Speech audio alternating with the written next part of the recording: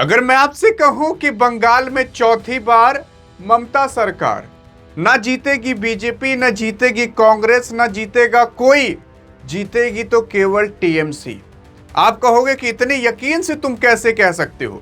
आज आपको यह भी पता चलेगा कि बीजेपी यहां पर काफी आसानी से जीत सकती थी। एक कारण की वजह से बीजेपी ने अपने सारे क्रियाक्रम पर पानी फेर दिया है।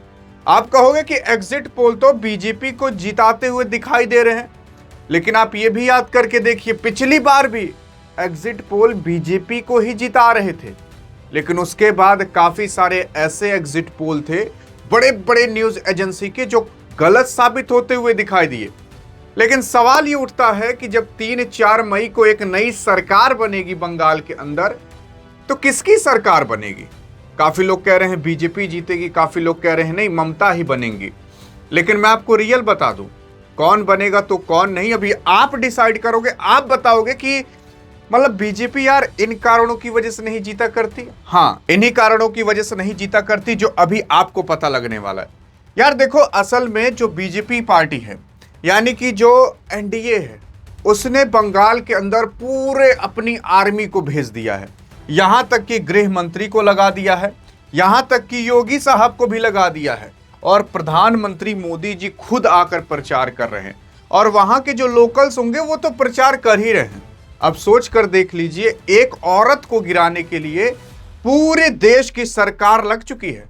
तो आप ऐसी ही औकात का हैसियत लगा सकते हो कि उस एक औरत की कितना ज्यादा दबदबा होगा अपने प्रदेश के अंदर। लेकिन सवाल यह भी उठता है कि आखिरकार पूरी फौज मिलकर के एक औरत को हराने के पीछे क्यों लग चुकी है? इसलिए लग चुकी है क्योंकि इसको कोई हरा नहीं सकता, तो पूरी फौज ही लगा दो, पूरी पलटन, यहां तक कि प्रधानमंत्री तक को शामिल कर दो। दूसरे प्रदेश के जो अभी हाल फिलहाल चीफ मिनिस्टर चल रहे हैं, जो गृह मंत्री चल रहे हैं, उन सबको शामिल कर दो ताकि एक औरत को गिराया जा सके। और ये एक औरत जो कि यार इलेक्शन कमीशन ऑफ इंडिया से भिड़ चुकी थी, जो सुप्रीम कोर्ट में खुद वकील बन करके केस को जीत करके आ चुकी थी। मतलब आप सोच सकते हो क्या क्या तबाही मची। अब आप कहोगे कि अरे ये वही औरत है जो जाकर कागज पत्तर उठाकर लेकर चली आई थी ईडी के हाथों से। यार ये भी बात मानो, अभी मैं आपको इनकी भी कमियां गिनाऊंगा, बीजेपी वालों की भी कमियां गिनाऊंगा, तब आप कहोगे कि हाँ ये बात तो तुम सही कह रहे हो। लेकिन उससे पहले अगर आप ये सोचते हो कि ये सारी जानकारियां आपको मिल जाया करें इलेक्शन से संबंधित और बाकी सभी चीजों से, तो मिल जाएंगी यार। बस एक बार ये जाकर व्हाट्सएप चैनल तो ज्वाइन करके देखो। आप कहोगे करे दूसरे का तो नहीं, आपको और हमारा ही है, डियर गुरु व्हाट्सएप चैनल। बस अगर जाकर फॉलो कर लेते हो तो फ्री में आपको सारी चीजें मिलते रहेंगी। एक भी चीज ऐसी नहीं रहेगी जिससे आप वंचित रहोगे, जिसको आप नहीं जानते रहोगे, और अपने समाज के अंदर सबसे ज्यादा जानकार आप बने रहोगे केवल एक व्हाट्सएप चैनल की मदद से। ऐसा इसलिए क्योंकि यार वहां पर आपको सारी जानकारियां मिलते रहेंगी। कोई आदमी कहेगा आपसे कुछ ना, तो उससे ज्यादा आपको पता रहेगा यार। लेकिन अगर आप देखोगे तो यहां पर केवल और केवल बीजेपी ही नहीं, बल्कि इलेक्शन कमीशन ऑफ इंडिया भी बीजेपी को जिताने की होड़ में लग चुकी है। इतना तो यार सबको पता है कि ये भैया किसकी साइड है। और अगर आप देखोगे, काफी लोग कह रहे थे कि टीएमसी के नेता को मार दिया गया। हाल फिलहाल बीजेपी के वो नेता जो वेस्ट बंगाल के अंदर बीजेपी के चेहरे माने जाते हैं, उनको चोर चोर कह करके दौड़ा कर मारने की कोशिश की गई थी। ये आप देख सकते हो, ओरिजिनल इमेज है, एआई जनरेटेड नहीं है। आप इनकी वीडियो भी देख सकते हो, अभी भी इंटरनेट पर है। और ये है शिवेंदु सरकार, शिवेंदु अधिकारी साहब हैं ये। और शिवेंदु साहब जो हैं वो कहीं और के नहीं बल्कि वेस्ट बंगाल की तरफ से बीजेपी के लिए लड़ा करते हैं यहाँ पर इलेक्शन। और इन्हीं को एक नया चेहरा माना जाता है वेस्ट बंगाल के अंदर, एज अ चीफ मिनिस्टर के रूप में भी देखा जा सकता है, ऐसा कहा जाता है। लेकिन मैं आपको बताऊं, इन्हीं को ही दौड़ा कर पीटा गया। और फिर बाद में रिप्लाई जानते हो क्या देते हैं? कहते हैं कि जो हमें वोट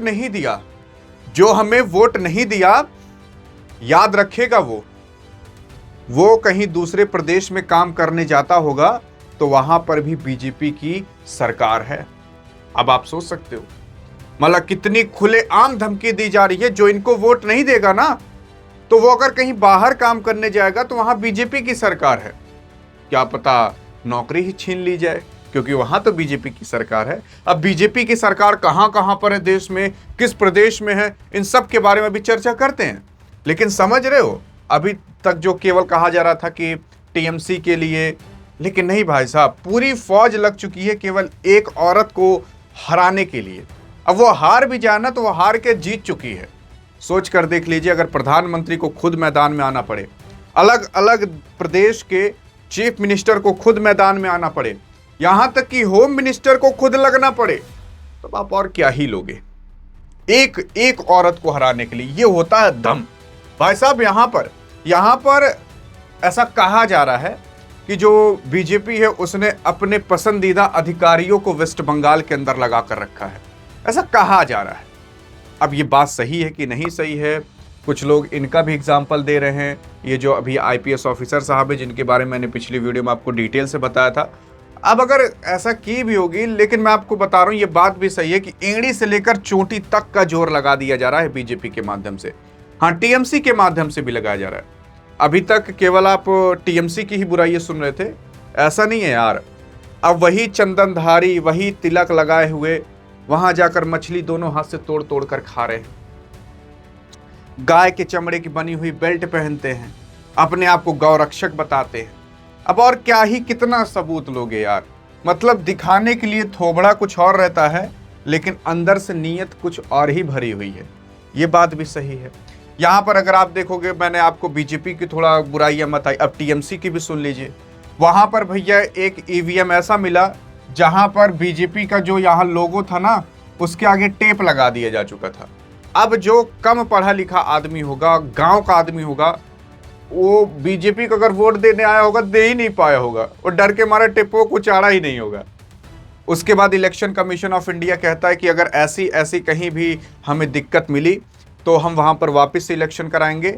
और आईपीएस ऑफिसर साहब ने भी कहा कि अगर ऐसा करता हुआ कोई पकड़ा गया तो माफी मांगने बाद में मत आना। ये बात भी सही है। तो देखो यार, ऐसा नहीं कि केवल एक ही पक्ष सही है, दोनों पक्ष भी सही हैं और दोनों पक्ष भी खराब हैं। सबको भैया जीतना है, यही बात सच्चाई है जो खुल के मैं मुंह पर बोल दे रहा हूं। कोई छुपाने की दिक्कत नहीं या डरने की दिक्कत नहीं, अरे इसकी कर दे, अभी धमकी आने लगे। आती हैं भैया, हमें भी धमकियां आती हैं, लेकिन आपके लिए इतना बड़ा रिस्क हम उठाते हैं यार। अब देखने की कोशिश करते हैं कि आखिरकार कहां कहां बीजेपी की सरकार है और क्यों बीजेपी यहां अक्सर हार जाया करती है। तो यार देखने की कोशिश करोगे, ये जितना भी आपको भगवा रंग ऑरेंज कलर का दिख रहा है, सब जगह बीजेपी की सरकार है।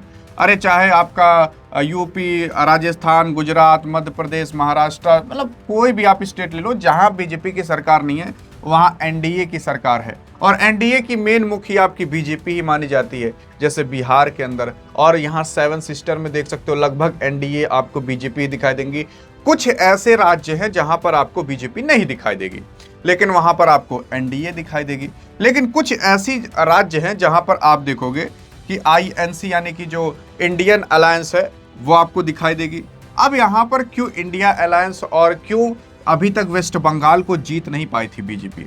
देखो यार, बीजेपी मेन चीज ये है, बीजेपी अगर कभी भी उसको प्रचार करना रहता है, ये बात भैया मान लीजिए कि भले आप बीजेपी की तरफ से हो चाहे टीएमसी की तरफ हो, अभी एज ए न्यूट्रल होकर सोचिए, बीजेपी अगर उसको इलेक्शन जीतना रहता है तो वो क्या करती है?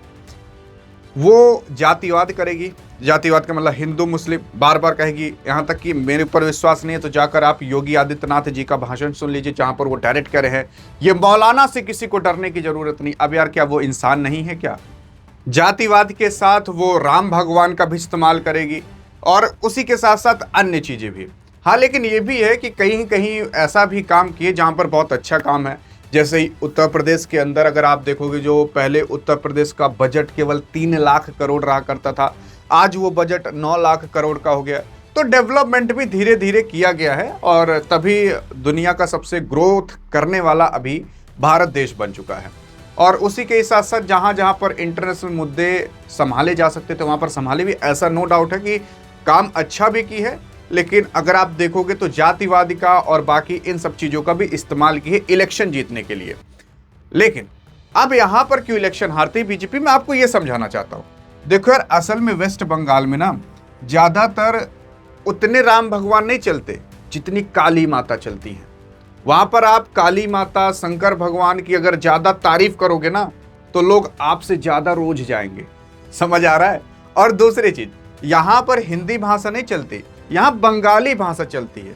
और मेन दिक्कत तो यह है बीजेपी के साथ, बीजेपी के पास हिंदी बोलने वाले काफी अच्छे अच्छे चेहरे हैं, मराठी बोलने वाले काफी अच्छे अच्छे चेहरे हैं, बंगाली बोलने वाला एक भी नेता आप बता दो जो बीजेपी की तरफ से नहीं है।